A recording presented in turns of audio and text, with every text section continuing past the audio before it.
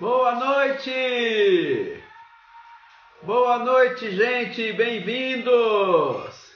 Que bom que todos estão aí, já bastante gente entrando. Hoje nós vamos falar sobre educação financeira, um conteúdo extremamente importante com uma especialista no assunto, a Darlene Lunelli.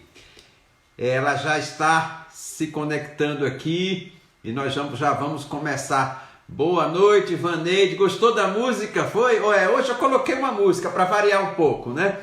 É isso aí, muito bem. Então eu vou conectar aqui, gente, a Darlene. Vou chamar aqui. Bem, estamos conectando. Mari, bem-vinda. Mari está aí, que legal. Elaine também está. Oi, Alexandre, Olá, Darlene, tudo bom? tudo bem? Tudo bem, a gente não consegue te ver. Tem alguma coisa aí? Ah, agora sim. Tudo bom? Tudo bom? Tudo bem. Que bom que você está aí, por ter aceitado o meu convite. Já Tá está me ouvindo bem? tudo ótimo. E você? Tudo jóia. Ah, que bom, que bom. Nós já estamos aí, gente, no 16º Webinar Executivo, todas as segundas e quintas-feiras, às 20h30, a gente traz um tema e um conteúdo novo. E hoje nós vamos falar sobre educação financeira, com a Darlene, que já está aqui conosco, né, Darlene? E um Sim, tema extremamente importante para todas as pessoas, para o empresário, para o trabalhador, para as famílias, né? E agora, principalmente num período onde a pandemia traz impactos na economia, né? E muita gente está sofrendo esses impactos da crise, não é, Darlene?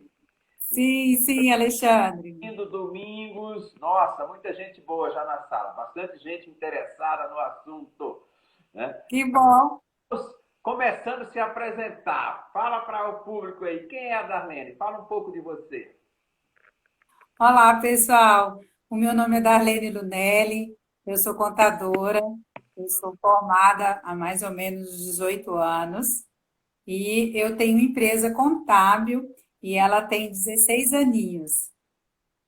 E também trabalho junto com as contadoras do Distrito Federal. Eu sou presidente do Instituto da Mulher Contabilista, já presidi lá por 2 anos, me reelegi agora, vou presidir por mais 2 anos e espero que com a minha experiência hoje, essa troca aqui de conhecimentos, possa ajudar muita gente que eu atendo, ajudo. Eu acho assim que Deus me deu um dom para poder ter esse laço financeiro, ter essa questão de ajudar.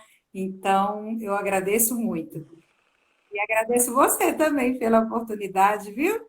Que bom, ó, tem bastante experiência aí para compartilhar com a gente, né? Está à frente aí do Instituto da Mulher Contabilista, que legal, né? O qual eu já tive o prazer de palestrar, né? De fazer uma palestra para as mulheres, né? Sim, Que isso legal. mesmo. Bom, então vamos começar o nosso conteúdo fazendo uma pergunta para a gente começar e aquecer logo o papo.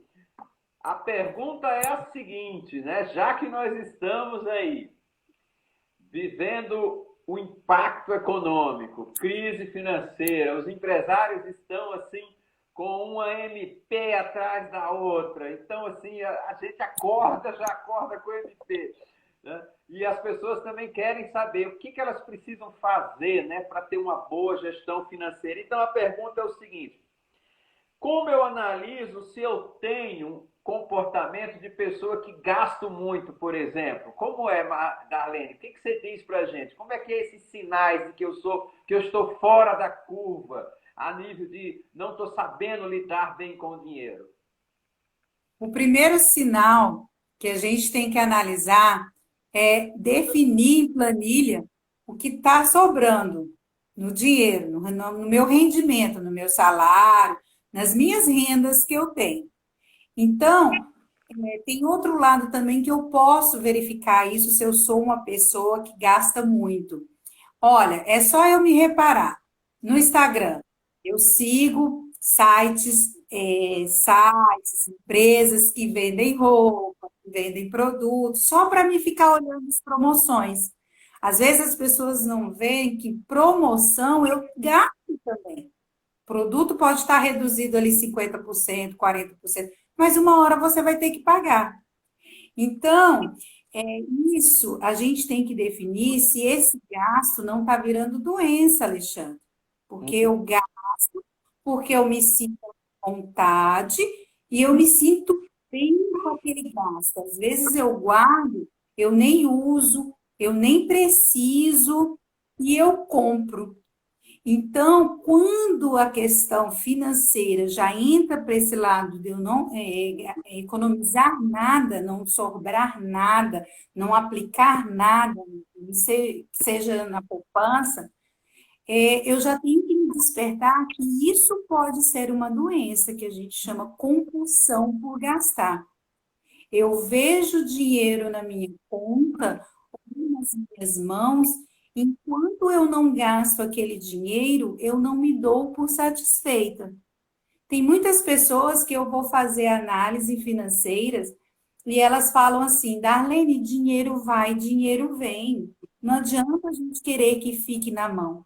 Mas se você não economiza, se você não sabe quanto você gasta, e na hora que você faz essa planilha, você começa a ver que você está gastando com coisa que você poderia estar economizando, né? Então você se depara com um susto que você, às vezes, eu falo, às vezes a pessoa ganha muito, mas ela não sabe distribuir essa renda.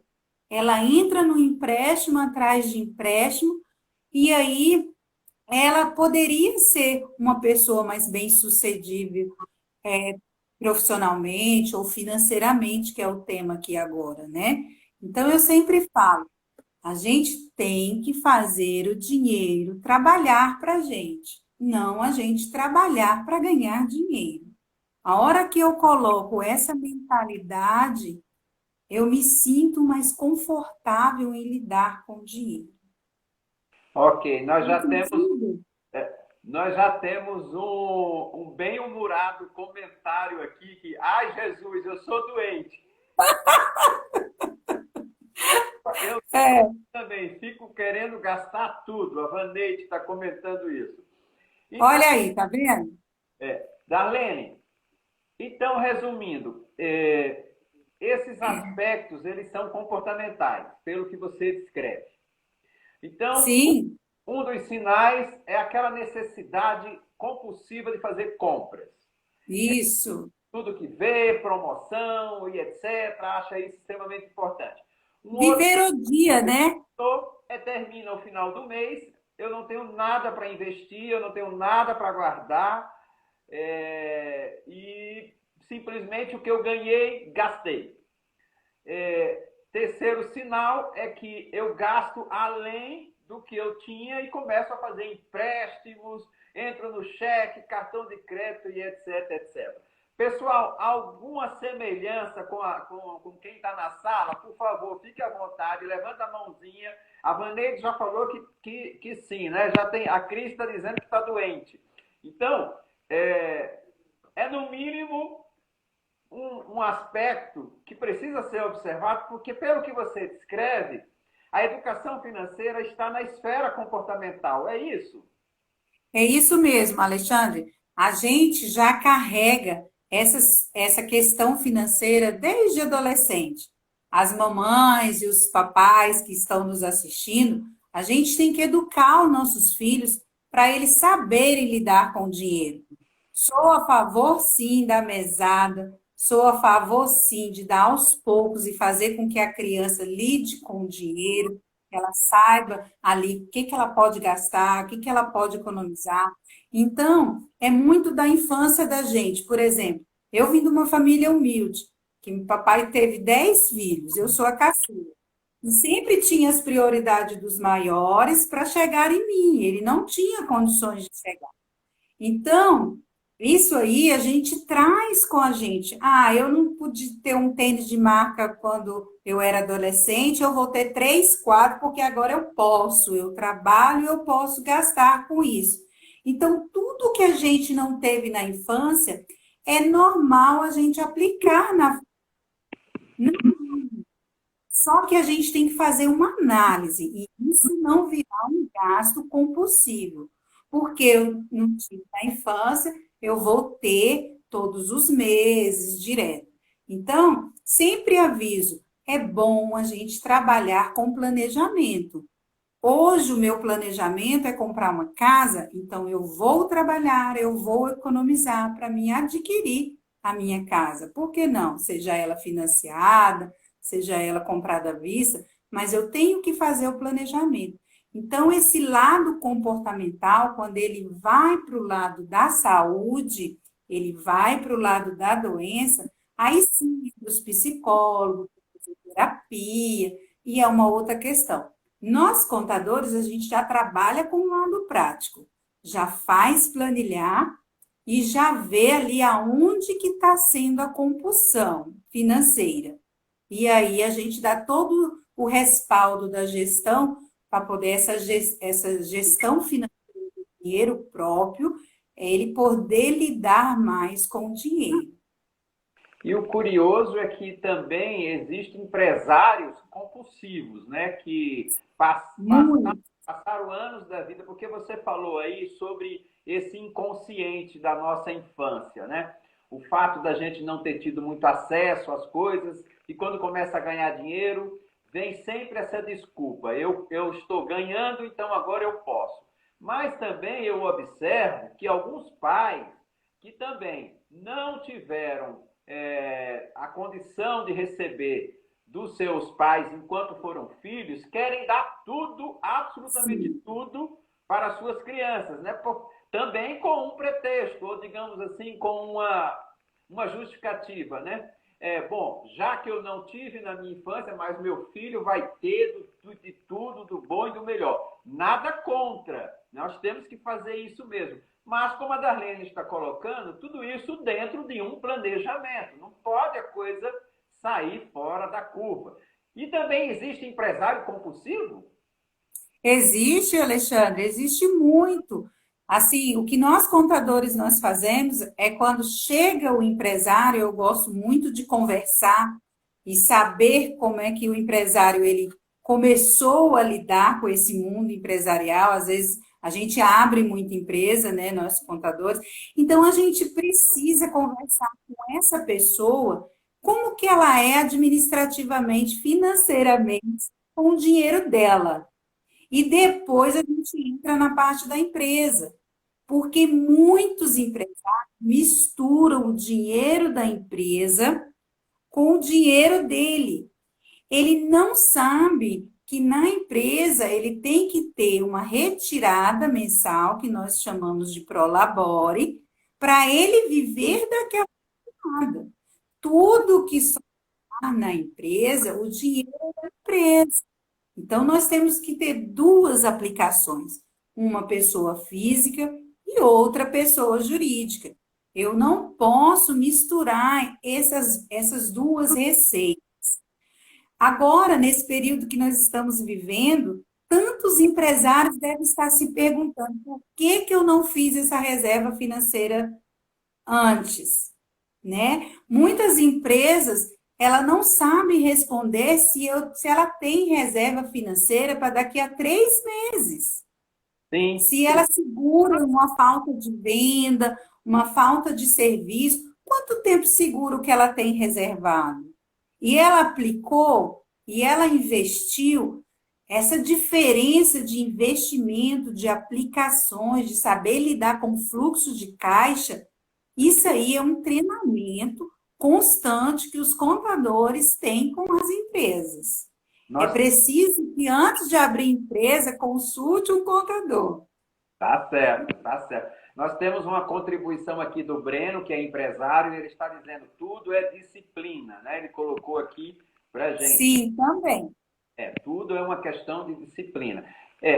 Na realidade, muitos empresários foram pegos de surpresa porque não fizeram uma reserva financeira, né? Ademais, a pandemia não estava muito previsto, porque você passar por um momento de crise de 1 mês, 2 meses, um aperto aqui, outro ali, mas a pandemia me parece que, inclusive, não está dando nenhuma perspectiva futura, né? Então, agora, tanto pessoa física como pessoa jurídica estão sentindo na pele essa questão de não ter feito uma reserva financeira.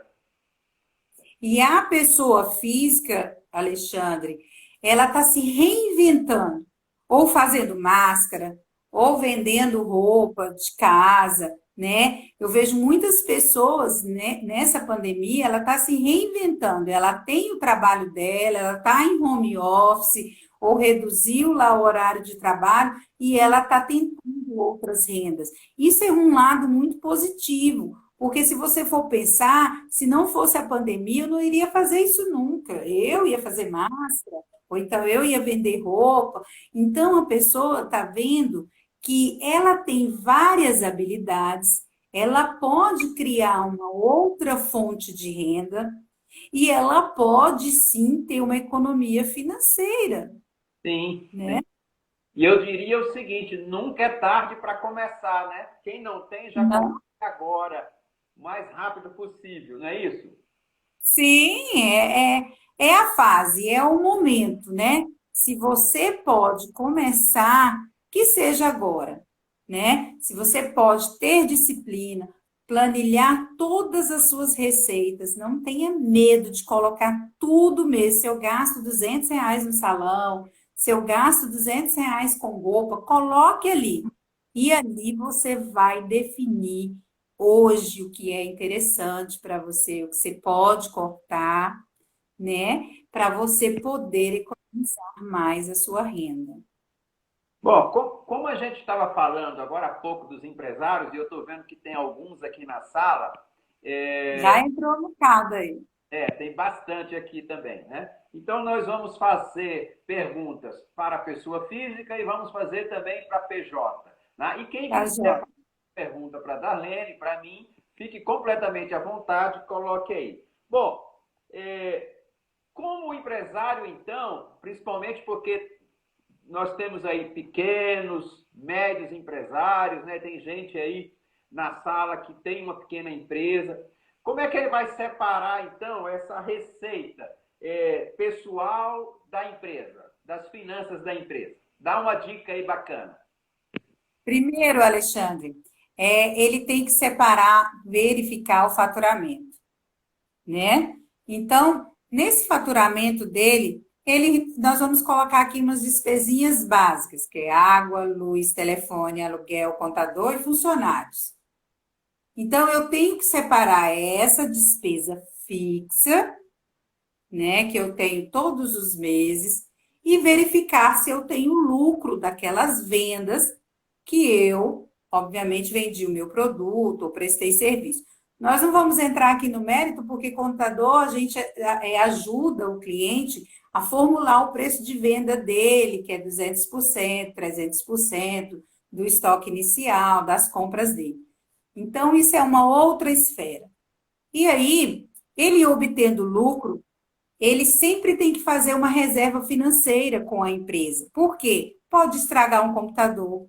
Uma máquina que ele tem lá, ela pode ir para conserto, ele precisa tirar o dinheiro para poder consertar.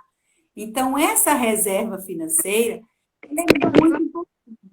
Então, eu sempre digo para os meus clientes que eu tenho que ter reserva financeira de uma provável rescisão de funcionário. Eu vejo muitos empresários que vai pegar dinheiro emprestado para mandar aquele funcionário embora. Errado. Eu tenho que ter essa reserva. Eu tenho que ter reserva de manutenção de aparelhos, de computador e tudo. Eu tenho que ter uma reserva. E a outra reserva eu tenho que ter para minha retirada. Então, eu tenho que fazer esse planejamento. Então, a retirada minha, ela depende de todos esses aspectos que eu montar a empresa. E, Alexandre, vamos deixar bem claro aqui que cada segmento ele tem um comportamento diferente de Ah, sim. lucro e não dá lucro. Então, às vezes, eu falo para o cliente, calma, o seu segmento é 6 meses, daqui 6 meses você vai ver o lucro, ou às vezes daqui um ano, né? Porque ele tirou o dinheiro próprio para investir na empresa. Então, não adianta a gente querer tirar aquele dinheiro logo, porque a empresa ainda está sendo reconhecida no mercado, né? Então, a gente acompanha essa evolução do mercado e aí a gente fala quanto que ele pode tirar. Mas muitas das vezes o empresário mexe em todo o dinheiro da empresa, né? E aí fica realmente a empresa descoberta. É a hora que você vai trabalhar com capital de terceiros, que nós chamamos, nós contadores chamamos de capital de terceiro, é os empréstimos bancários que você faz. Então, a gente analisa quanto que essa empresa está precisando de capital de terceiros para se manter. E aí a gente senta com o empresário e começa a conversar que aquilo não está certo, que a gente pode ir por outra linha e tudo mais, entendeu? Então a gente faz esse trabalho, mas o importante é separar. Eu posso estar vendo lá a minha empresa com 30 mil, 40 mil, 100 mil aplicado, mas é da empresa. Não posso mexer no Não momento. pode tocar de jeito nenhum. É isso aí.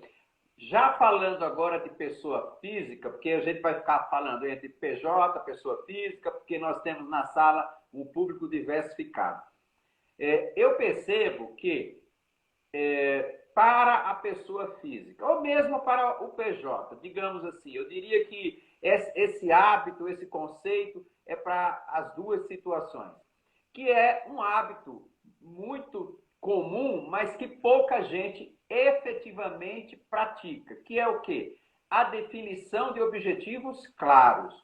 Quando você constrói objetivos na sua vida, quando você tem um propósito, ao que eu percebo é que você fica mais consciente com relação ao dinheiro. Agora, se você leva a sua vida igual a música do Zeca, deixa a vida me levar, né? É verdade, Sem um propósito e tal, tudo que você recebe, você acaba gastando, né? Não é mais é ou menos. verdade. Então, se é um aspecto comportamental, você concorda que ter o objetivo definido, por exemplo, eu tenho uma adolescente em casa que é a minha mais nova. Sempre que ela tem um objetivo de comprar alguma coisa, ela começa já pegando dinheiro da mesada, guardando aqui e ali. Eu percebo que é um bom exemplo, tá? Porque ela tem esse objetivo claro. Você concorda que a construção de objetivo pode ajudar nessa educação? Eu concordo, sim. Eu concordo que esse objetivo eu chamo mais de educação financeira. Quem está nos assistindo, que tem filhos adolescentes, Alexandre, pega essa moçada aí agora. Eles vão ser uns adultos ricos, coisa que a gente não conseguiu fazer por conta da humildade dos nossos pais. A gente não teve hoje os aplicativos que tem também ensinando a gente a se educar financeiramente. Então, ó, abra uma poupança para o seu filho, ajude ele a ver o que é que está rendendo de juros ali. Ensine ele desde já a fazer com que ele, na fase adulta, o dinheiro vai trabalhar para ele. Eles vão trabalhar bem menos do que a gente, se aprender começar com 12 anos. Quem está nos assistindo, que é empresário, se puder, coloque os filhos lá dentro da empresa. Deixa mexer lá com caixa, deixa fazer alguma coisa, deixa ter esse sangue de empreendedor, porque, Alexandre, eu vejo no futuro, nossos filhos podem até passar num concurso, mas isso não vai ser a base para eles. Não, não Eles vão vai. empreender e vão trabalhar no concurso também ao mesmo tempo. E essa moçada, ó, é anos-luz na nossa frente. Então, a gente tem que pegar esse gancho e fazer com que eles facilite isso aí para eles. Nós temos habilidades para isso.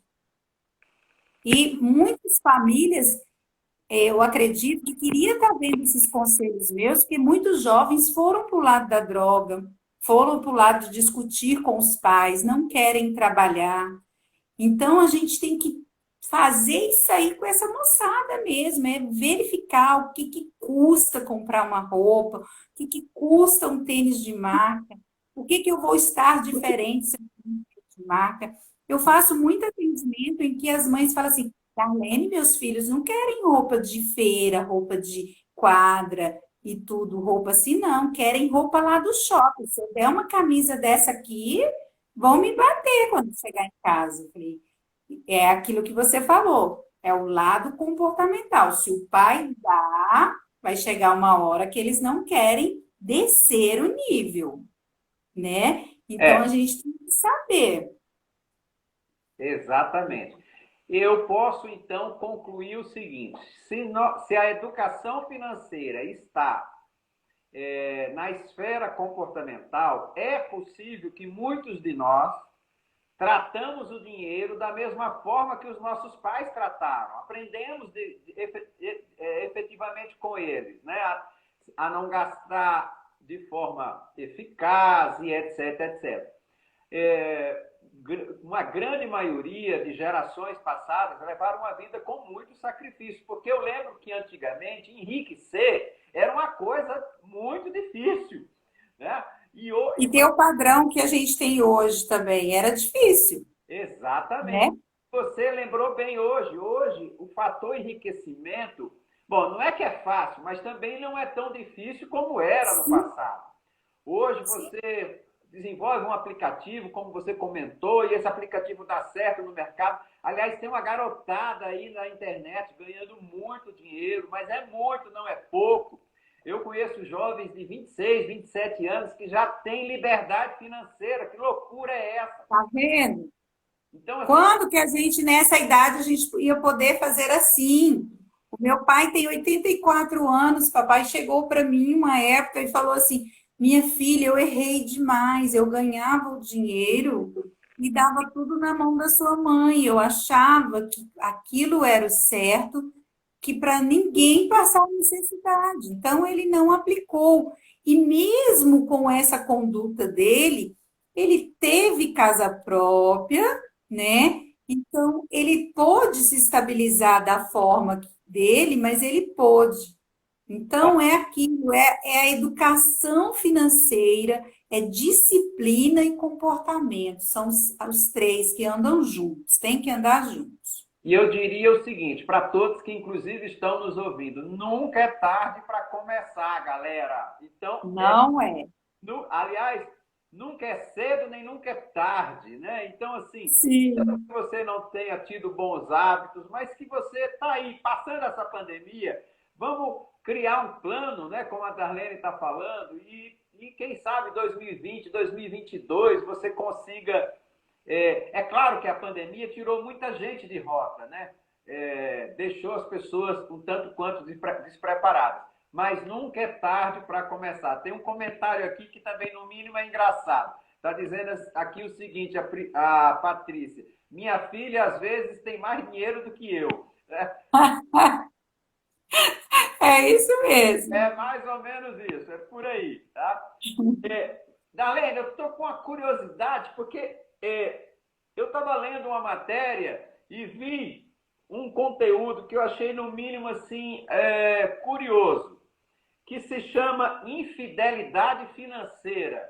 Existe isso, Darlene? O que é infidelidade financeira? Pelo amor de Deus, a gente trai o nosso dinheiro, o nosso próprio dinheiro, o que é isso?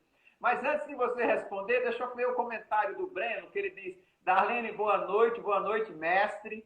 Minha filha de 9 anos está, nessa pandemia, vendendo miçangas para alcançar. É, são colares. O que é miçanga? Ah, É colarzinho? colares, pulseiras. Para atingir o objetivo dela. Parabéns, Breno! Parabéns, Muito bem. ela tem 9 anos, como chama sua filha? Depois coloca aqui, dá um beijo nela e incentiva ela para continuar vendendo. Aí já desperta, né, o lado empreendedora. Sim, com Deixa ela negociar os preços, né? Isso, eu conheço muitos empresários que, inclusive, estão na sala, os filhos estão na empresa, né? Mas eu também conheço, hoje eu não faço mais consultoria, só treinamentos.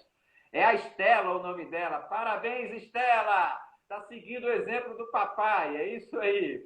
Porque a vida, minha gente, é uma venda. Se você não vende bem você, se você não vende bem os produtos, porque se a vida é uma venda, significa dizer que pessoas compram pessoas. Então, note o bom exemplo que está sendo colocado. Uma criança de 9 anos, a Estela, já está fazendo as suas próprias vendas para ter o seu dinheiro. Bacana, Breno, belo exemplo. Mas vamos lá, o que é infidelidade financeira? Vamos lá. Infidelidade financeira é quando eu estou sendo infiel com o meu dinheiro, com o meu esposo, ou os esposos com as esposas, tá? Ou uma mãe com filho, filho para mãe. Então, todo mundo pratica a infidelidade financeira em algum momento. Quando é que eu pratico ela? Quando eu tenho um projeto na minha casa, com o meu marido, de comprar uma casa. Então, nós combinamos que sobrar, nós vamos aplicar para chegar nesse objetivo. E aí, quando eu não resisto e compro roupa, sapato e outras coisas, e chego em casa e falo assim: olha o que eu ganhei de uma amiga, olha o que um amigo me deu. Então, eu pratico a infidelidade financeira. E isso acontece muito no casamento. Tem muitas mulheres que falam: meu Deus, eu não posso nem chegar com isso aqui lá em casa. Eu vou falar que eu ganhei, porque se eu falar que eu estou gastando, Ave Maria, meu marido me pega. Ah, Então, entendi, entendi. essa infidelidade a gente cria o hábito de gastar e Ah, não economiza. Eu estou me a, enganando, a né? infidelidade financeira significa a traição de um projeto que você tem Isso, como um acordo, mas que você fica por trás gastando dinheiro.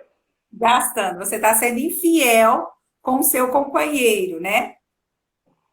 Pô, e outra coisa, infidelidade de qualquer maneira é motivo de separação. Então, quer dizer, se tiver infidelidade no dinheiro, também pode dar separação também, né? A não ser que haja uma forma de recuperar o dinheiro, né? Mas Alexandre, as pesquisas mostram que mais de 90% dos casamentos eles dissoluem por conta, muitas vezes é por conta de dinheiro, sim, sim, sim, claro. é por conta de falta de planejamento, né? Porque às vezes uma pessoa da casa ela pode até ficar desempregada e ela usa outras habilidades enquanto ela retorna ao mercado de trabalho. E isso o casamento ele comporta muito bem. Mas quando um só trabalha e o outro só gasta, aí é motivo de separação. E você realmente falou muito bem. Muitos motivos de desajustes, desequilíbrio dentro do casamento envolvem questões financeiras. E você falou que Bom, uma coisa é alguém ficar parado, desempregado, tentando refazer a sua vida profissional, ou outra coisa é alguém encostar em alguém e a coisa, porque hoje com essa expansão do mercado de trabalho, as mulheres são tão responsáveis quanto os homens, né, pelo lar, pela construção da família e etc. Houve uma época, isso é coisa dos nossos pais, dos nossos avós, onde só cabia ao homem essa responsabilidade. E agora a responsabilidade é dividida. Legal, bacana, sim. ficou esclarecido, no mínimo curioso, a infidelidade financeira. Mas tem uma outra coisa que eu gostaria de saber. Nós estamos falando de hábitos, aliás, de maus hábitos, de problemas. Mas como é que eu posso controlar o meu progresso? Quando eu percebo que eu estou. Porque eu percebo também o seguinte, sabe, Darlene? Tem pessoas que também começam a ganhar dinheiro e ela não consegue controlar esse próprio progresso que ela está tendo. Procede isso? Procede, sim. É porque eu tenho que planilhar. Entendeu? Eu tenho que colocar em planilha, eu tenho que escrever todos os meus gastos, todos os meus ganhos. Como é que eu vejo essa evolução? Ah, nesse mês eu consegui mandar para a poupança R$ 100. No mês seguinte, a minha meta é mandar 150, R$ 200. Então, eu tenho que procurar ter uma evolução na minha aplicação. Então, como que eu consigo aplicar mais? É eu diminuindo algum gasto supérfluo que eu tenha no mês anterior, eu consigo tirar e colocar na poupança. E nesses gastos que a gente faz a planilha, Alexandre, tem que deixar bem claro uma coisa que pode acontecer daqui a um ano. Você tem que planilhar. É um IPVA, é a manutenção do seu carro, a revisão, que não é barato, né? E a gente tem que também para as emergências, né? Emergências médicas, emergências de carro. Você não sabe o que que vai acontecer. Então, quando você começa a aplicar em poupança e você começa a entender ali que está rendendo o seu dinheiro, mesmo que seja pouquinho que está rendendo, aí a gente parte por uma esfera melhor, que é os fundos de investimento, né? E depois a gente chega no tesouro e vai melhorando a aplicação, né? Então, nessa gestão que nós contadores a gente faz de gestão financeira, às vezes chega alguém para mim e fala assim: Darlene, eu quero financiar um carro porque eu não consigo comprar o carro à vista, eu tenho que pagar em 60 meses, em 24 meses. Você não vai comprar o carro agora. A pessoa se espanta, né? Então, eu consigo colocar na planilha o valor da prestação, que ele com certeza já foi, né? Já verificou a prestação que cabe no orçamento dele e tudo. Eu consigo colocar na planilha, eu consigo fazer com que ele aplique esse dinheiro, ele espera um pouco e eu consigo mostrar a rentabilidade bem maior do que se ele tivesse comprado o carro financiado, tem PVA, tem a questão da manutenção do carro e a pessoa não tem essa visão. E hoje nós estamos numa época formidável que você pode ir gastando com Uber, com ônibus, enquanto você não tem ali o carro para esperar o teu dinheiro render um pouquinho para você comprar o carro à vista. Com certeza, com certeza. Nós temos uma pergunta aqui do Ricardo, que ele está participando aqui, contribuindo com a live, fazendo a seguinte pergunta: qual seria o percentual ideal da renda familiar para fazer essa poupança, essa reserva, né? 30%. 30? 30%. O 30%. mínimo é esse aí. Se puder colocar mais, coloca. Também, se não puder, for 10%, 20%, mas que comece, Alexandre. Faz sentido? Se eu não começar, eu não sei poupar. Se eu gasto tudo que eu ganho, eu não vou ter habilidade de poupar nunca. Não vou conhecer os fundos de investimento que tem a meu favor, né? Você vê que tem contas bancárias hoje que não cobram tarifa nenhuma, são contas digitais. Então, eu tenho que conhecer esse lado, né? E os bancos também, eles ganham dinheiro com o mau comportamento que eu tenho lá de pegar um cheque especial, de não saber trabalhar com o meu dinheiro, o banco vive disso. Então, para eles é formidável se você está sempre no limite, está sempre entrando no cheque especial. E aí você chega no fundo do poço e o banco depois ele não vai lá te resgatar. É você mesmo, ou às vezes um amigo, ou às vezes alguém de casa que ajuda. Eu costumo falar assim, Alexandre, na vida da gente, o vizinho que tocou e falou: pega aqui 10 mil, que eu sei que precisando. Não se importe quando você vai me pagar, como que você vai usar. Quem é que faz isso? Então, você tem que dar valor ao seu dinheiro. O seu dinheiro é o bem mais precioso que entra no seu lar todo mês. Então, a recomendação que você faz é 30%. Quem não está Sim, conseguindo fazer os 30% de reserva financeira, que faça 10%, que faça 20%, mas que faça alguma coisa, porque é efetivamente necessário. Agora, por outro lado, eu também percebo o seguinte: há chances até de você fazer uma reserva financeira, mas muitas pessoas não querem cair o padrão também, né, Darlene? Sim, sim, isso aí é um ponto importante que você entrou, Alexandre, que também a gente pode parecer louco o que eu vou falar agora, mas lá na frente faz sentido. O ambiente em que a gente vive, as pessoas em que a gente está, se ela tiver um padrão de gastar muito, eu vou entrar nesse padrão.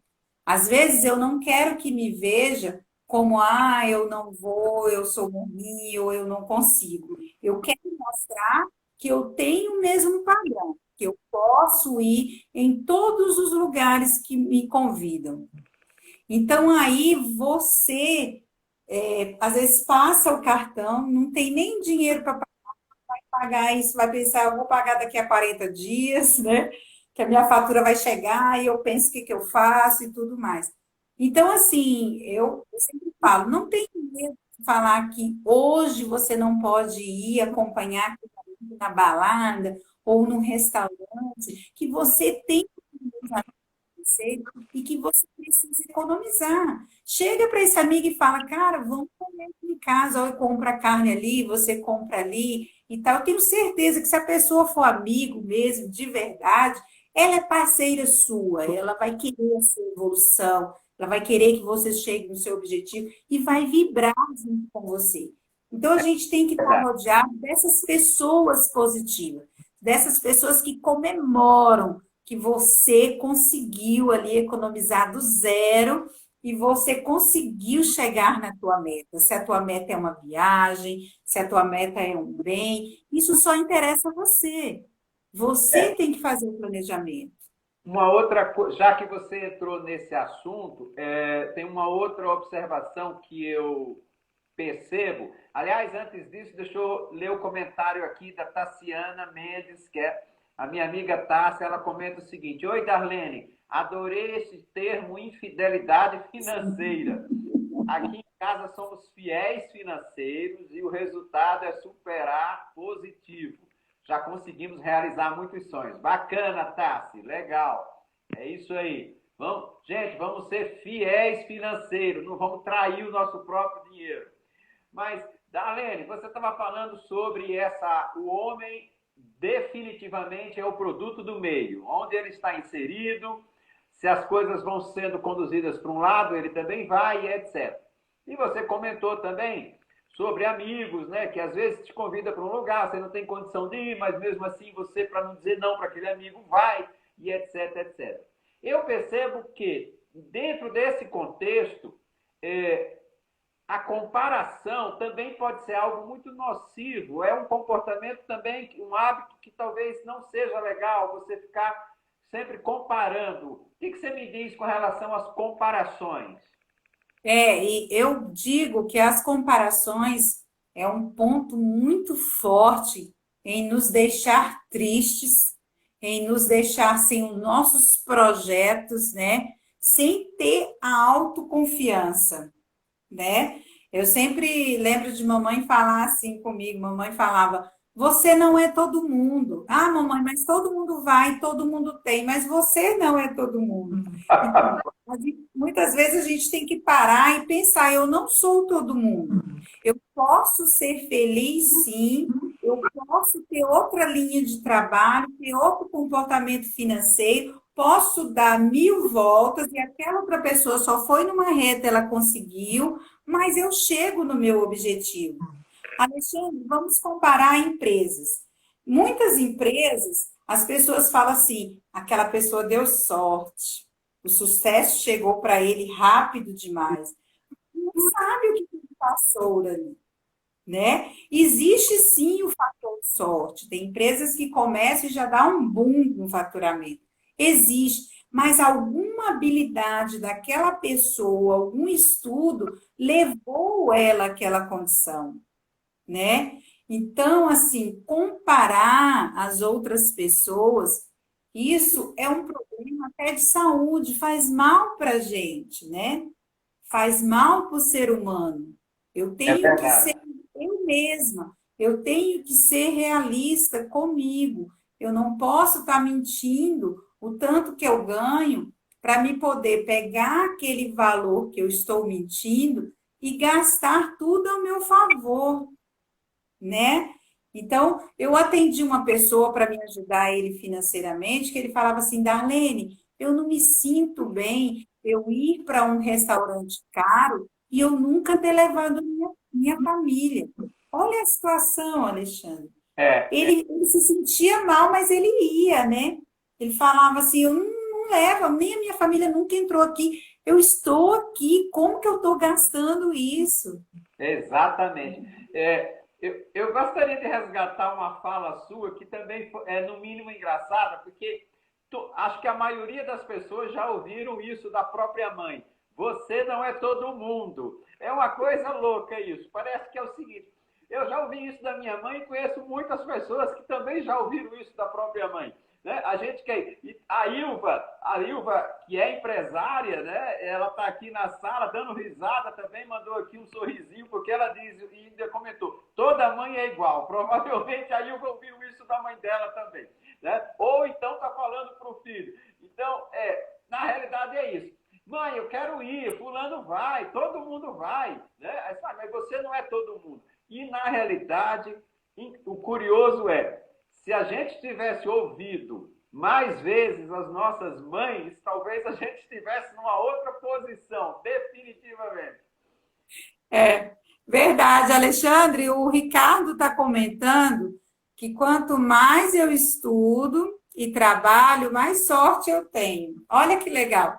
Eu costumo dizer que, assim, conhecimento nosso, ninguém tira, nós vamos levar para o resto da vida, né? Com Então, certeza. hoje, eu tenho certeza do que pouco tempo, né? Que eu acho uma hora, pouco tempo que a gente está aqui, eu agreguei um pouquinho na vida de cada um, nós agregamos, Ah, né? com certeza. Então, isso a gente leva para sempre, né? Nós precisamos ser adultos bem-sucedidos, como você falou, não existe hora, nem cedo nem tarde. Se a Exato. minha vida hoje não está boa financeiramente, eu preciso melhorar. Perfeito. Eu também penso como você. Aliás, o propósito dessas lives, eu tenho feito 2 lives por semana, já estou na 16ª edição, sempre trazendo um tema novo, um conteúdo novo, porque é como você colocou, Marlene, a nossa missão é educar. Educar as pessoas, ajudar as pessoas a serem melhores do que elas já são. Porque boas elas já são, mas a gente ajuda para que elas sejam melhores. Né? E esse tema, educação financeira, ele é, no mínimo, um tema extremamente importante para muita gente, para muitas famílias e por aí vai. Bom, eu tenho uma pergunta para você que eu acho que vai ajudar também aqui as pessoas. A maioria delas ainda, nós estamos aí com bastante gente na sala, né, desde o início. Então, tem uma pergunta que eu queria te fazer. Darlene, cheguei no fundo do poço, estou no vermelho, estou acabado. Então, assim, quais são as recomendações que você nos dá para sair do vermelho, sair do fundo do poço, se é que tem alguém aí no fundo do poço, né? Tem aqui o comentário da Leninha, Darlene arrasa, arrasa mesmo. Né? Então, vamos lá, vamos colocar um pouco de esperança na vida das pessoas que estão efetivamente no vermelho. Sobretudo, tá? Eu diria que eu não saberia precisar o percentual, mas muitas delas estão por efeito da pandemia, diga-se de passagem, não é um ato irresponsável, ninguém saiu aí rasgando dinheiro, tenho certeza disso, mas que principalmente os profissionais, os pequenos empresários, os profissionais autônomos e muita gente está agora enfrentando uma situação extremamente difícil por causa da crise. O que você tem de dica para nos dizer, para sair do fundo do poço do vermelho, se é que tem alguém que está lá? Olha só, para sair do fundo do poço, nós vamos pegar duas fases. Primeiro eu vou falar da pessoa física, depois eu falo da pessoa jurídica. Legal. Então, na pessoa física, se você estiver no fundo do poço, procure ajuda. Procure ajuda de um profissional contábil, procure ajuda no Procon, eles podem ajudar. E primeira coisa, se a dívida é com cartão de crédito, que a maioria é cartão de crédito, que é juros sobre juros e paga mínimo e não vai para frente nunca, isso aí, quebre o cartão de crédito agora.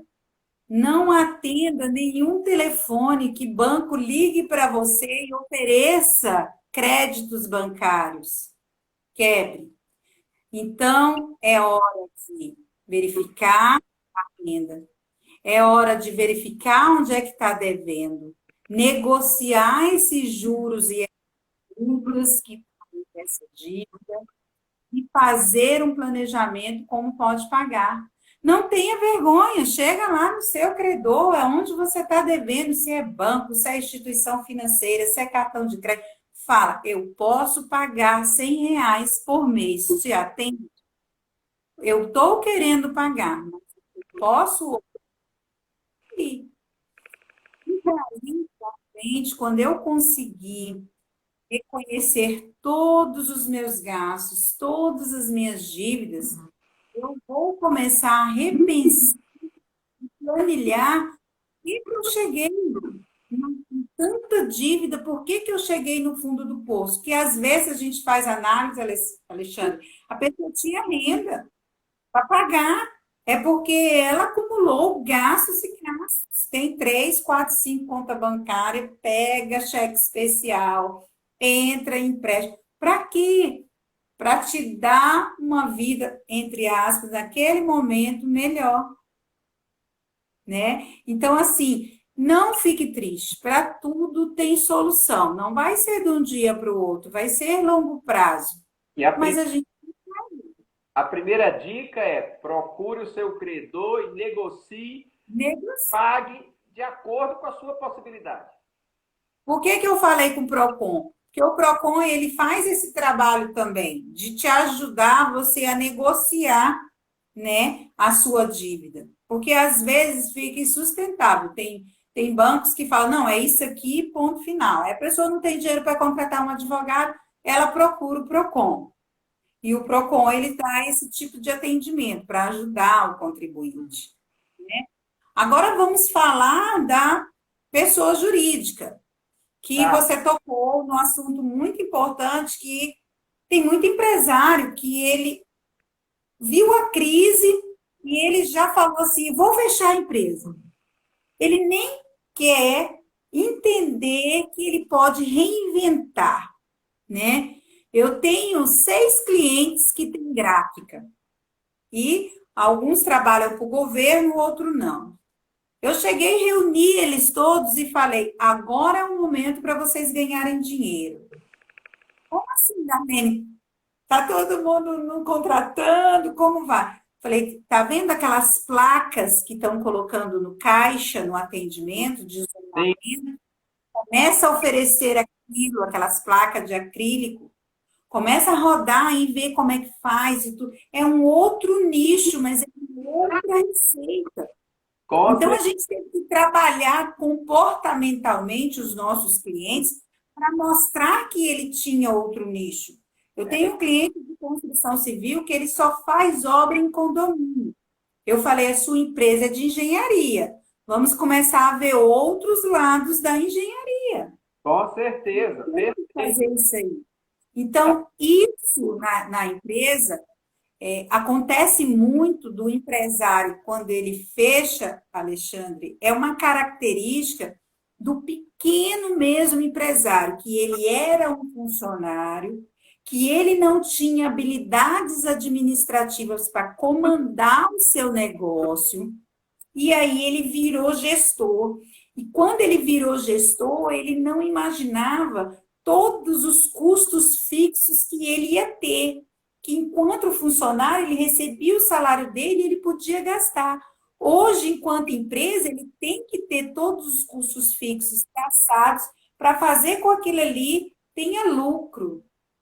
Então, a orientação nossa para os empresários é: bom, vamos suspender os funcionários, o governo está pagando, vamos suspender. Vamos reduzir a carga horária para a empresa. e ver o que vai dar, vamos. Mas todos os clientes eu estou reinvente no seu segmento. Com certeza. Começa aí o delivery, começa aí o atendimento digital, as redes sociais, começa a criar alternativas dentro da empresa, porque a gente não Perfeito. sabe até onde vai durar, né? É E a isso gente aí. não sabe se isso vai insistir. Eu, Darlene, como contadora, eu acredito que o mercado ele vai começar a voltar, Alexandre, só em novembro, assim, voltar mesmo que eu faturei, por exemplo, ano passado, voltar a ser a minha realidade de faturamento. Ele vai voltar, mas vai voltar aos poucos.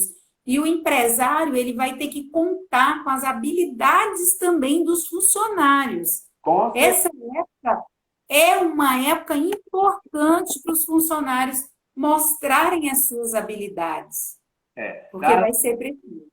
O tema é maravilhoso, ele tem muito assunto, muito conteúdo. Você não tem noção, só está faltando 3 minutos para o Instagram nos derrubar, porque nós estamos aí há 1 hora falando. Eu gostaria de dar destaque nos 3 comentários aqui. A Gabriela Tito, que ela é uma garotinha, tá linda. Ela coloca aqui: oi, tio Alexandre, eu economizo o dinheiro que ganho da minha avó e dos tios para comprar o que realmente eu preciso. Olha que coisa linda. A Gabi Tito. Muito bom. Uma garotinha aqui, filha dos amigos nossos, queridos, que a gente ama. E aí a Vaneide está comentando aqui: ultimamente estou deixando meu cartão de crédito em casa. Saindo com ele, eu penso que sou rica. Aí nós temos também a Juliana. Às vezes sou titulada como capitalista, pão duro, só penso em dinheiro. Porque preocupo em fazer reserva, penso muito para comprar e às vezes me incomoda esse título. Não se incomode com isso. Não, não se incomode. Olha, para confortar ela, muitas vezes papai entrou aqui e falou assim: ai meu Deus, aqui tem planilha para tudo quanto é lado nessa casa dessa minha filha, tem coisa para tudo. Mas é preciso mesmo, senão a gente não chega no objetivo. Desde que fale, pelo menos você tem que ser as coisas tudo direitinho no lugar, né? Com certeza. A Paola está deixando aqui. Parabéns, Alexandre, pela convidada. Excelente explicação aí, Darlene. Obrigada. As pessoas... Live ótima. A Gabi Tito mandou um coraçãozinho para você. Alexandre, a gente pode fazer em um outro momento com o mesmo tema, mas a gente focando nos como que os pais ensinam os filhos educação financeira dentro do lar.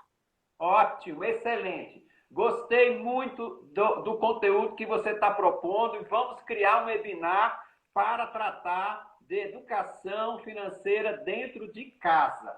Aí os pais entram e as crianças entram também, a partir dos 12 anos. A partir dos 12 anos. Eu vou trabalhar para publicar isso. Então, gente, vocês aceitam o convite? Quem gostaria, levanta a mãozinha de convidar as crianças acima de 12 anos para tratar de assunto financeiro com a Darlene. Darlene, valeu, gostei muito, viu? Aí a gente faz um horário assim, tipo no final da tarde, né? Para de 12 anos entrarem, que não seja à noite. Os pais entram também para olhar. Até vai ter pai, Alexandre, que nos comentários dos filhos vai se surpreender. Olha, nem sabia que fazia isso, nem sabia que tinha economizado, nem sabia que ele tinha essa visão. Aceito. Nós só temos 30 segundos. Tá. A sugestão está aceita. Eu vou criar esse webinar para a gente fazer educação financeira infantil. E os pais vão aprender muito, Darlene, tenho certeza. Tá? Alexandre, muito obrigada. Marcando presença aqui, já levantou o dedinho, disse que vai estar também. Né? Então, muito obrigado, Darlene. Valeu, foi sensacional. Um beijo. Obrigada eu. E até Um beijo para você também.